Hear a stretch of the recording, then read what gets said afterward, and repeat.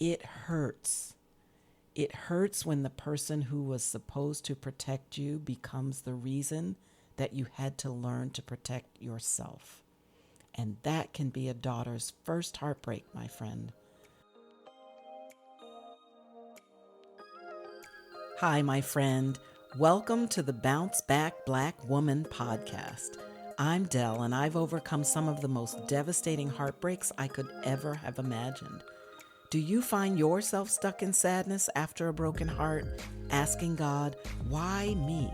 Well, I'm here to help women just like you heal and build the resilience to overcome life's greatest hurts. If you long for joy and confidence again, this podcast is for you. So grab your headphones and those heartbreaks. Let's talk.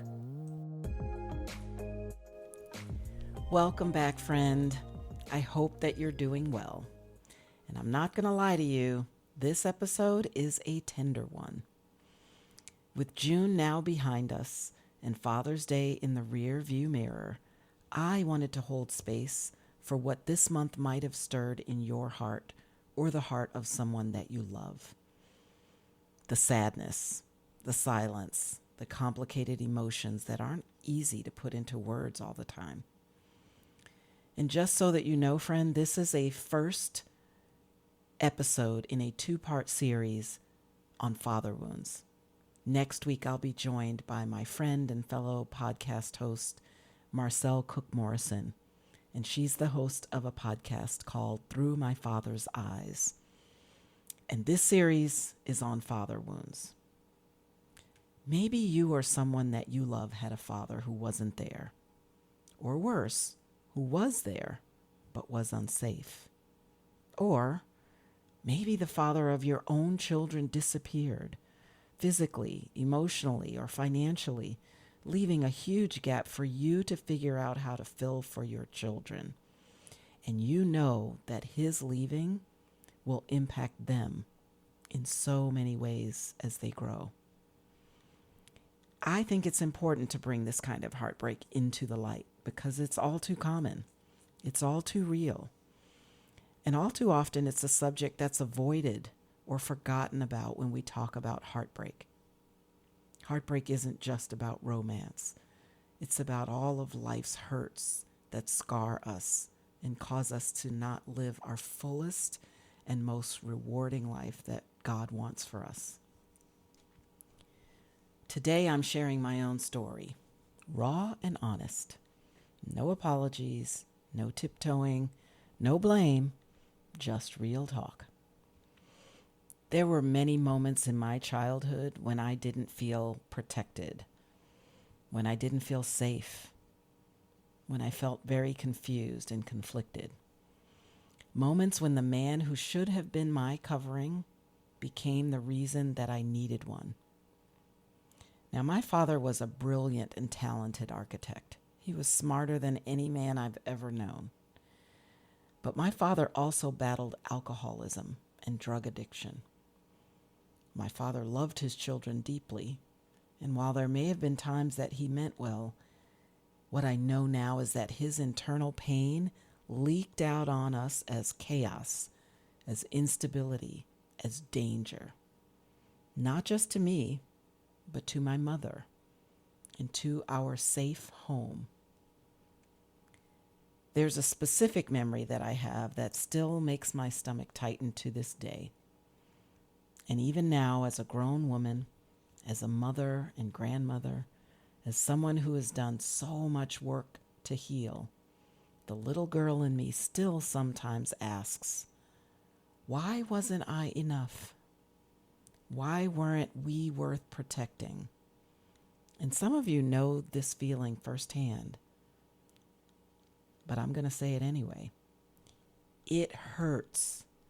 It hurts when the person who was supposed to protect you becomes the reason that you had to learn to protect yourself. And that can be a daughter's first heartbreak, my friend. And yet, many, many years later, through the power of protection, maturity, growth and healing, and God's unwavering love for me to be whole, that same girl eventually found a father in God, a safe one, a steady one, and a restorer of what was broken. And his word in 2 Corinthians 6:18 says, "And I will be your father, and you will be my sons and daughters, says the Lord Almighty." Can we talk about what happens when our foundation is cracked early in life?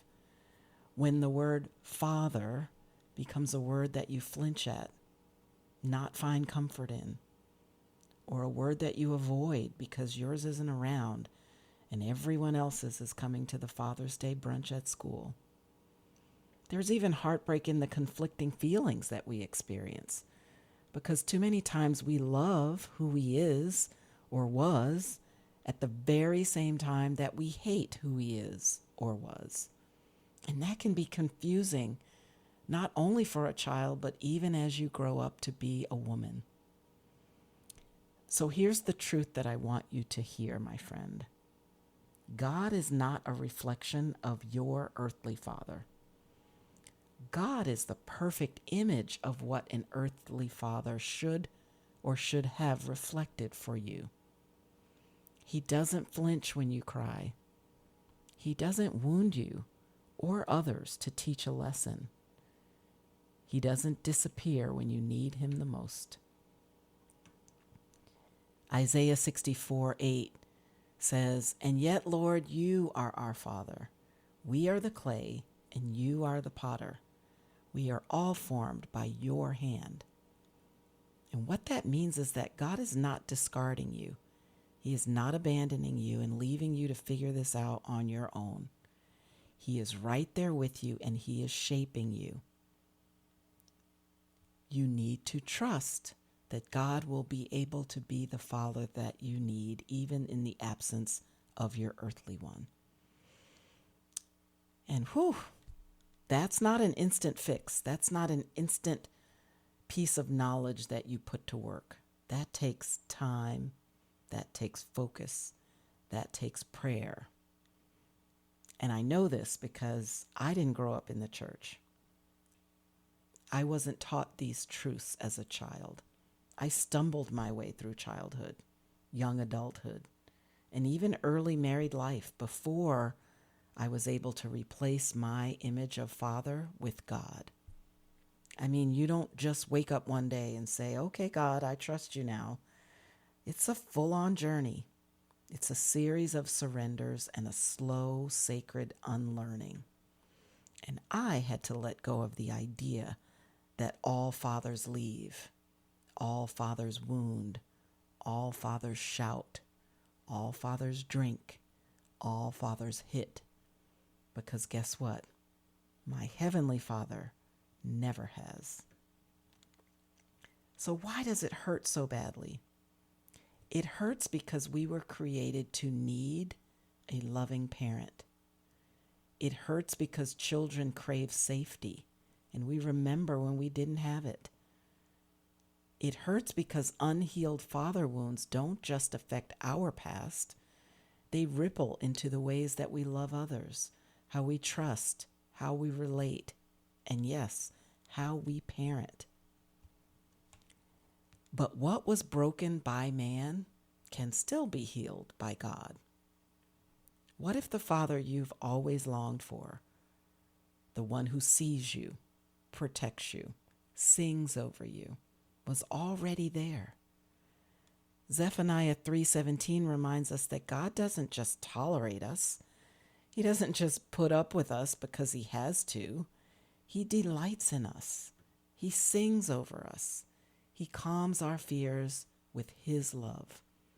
And while that might feel foreign to you, especially if your experience with a father was more fear than affection, or more silence than singing, but it is true. It is true, my friend.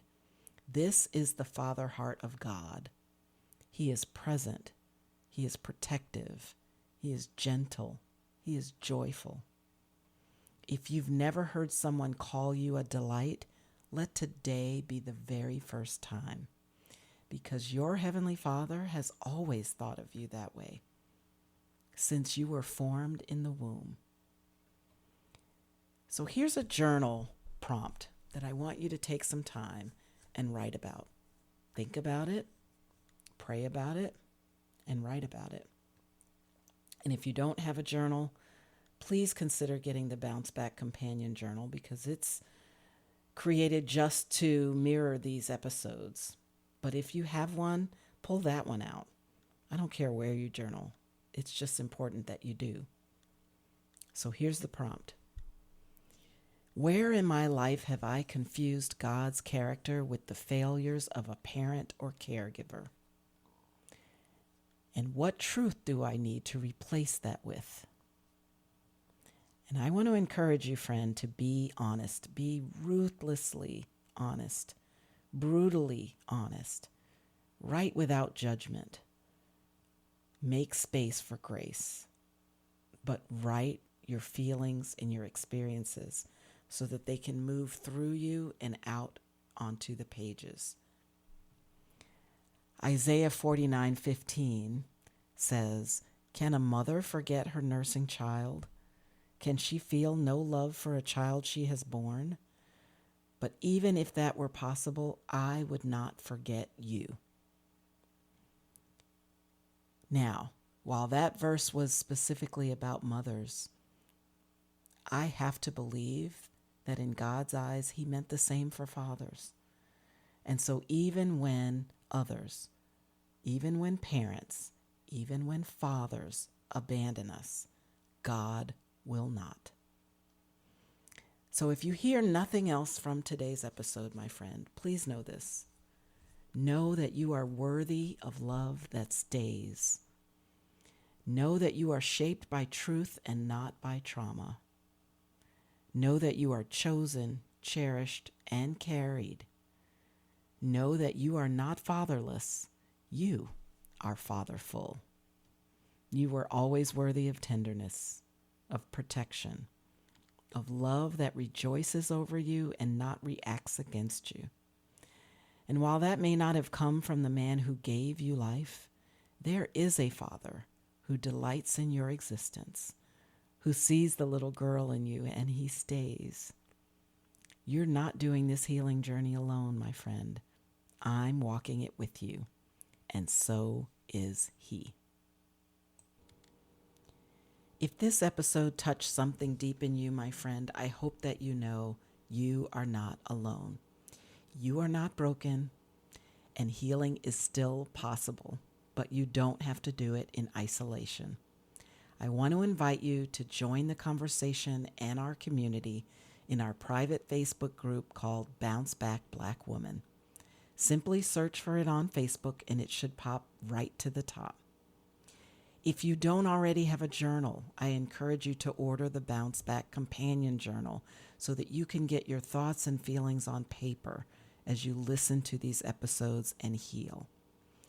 I also invite you to subscribe to my weekly newsletter, where I send soul-centered prompts, podcast reflections, and a brief glimpse into my life behind the microphone. You can do both of those at the website, which is bouncebackblackwoman.com. And as a reminder, you do not want to miss next week's guest episode with Marcelle Cook Morrison, where we will have a powerful conversation with another woman who's walked through this same valley, and she's come out whole. So remember, my friend, it's not just you, it's not just me, it's us. So bounce back, Black woman. Well, that's it for today, my friend. I really hope this episode inspired, encouraged, or just plain comforted you. If so, please share it with a friend who might be struggling in her own healing journey. And if you take a moment to leave a quick review on Apple Podcasts, you'll help other women find encouragement through their heartbreak. Remember that God is holding your hand along this journey, and guess what? I'm holding the other. Life is short, so bounce back, Black woman.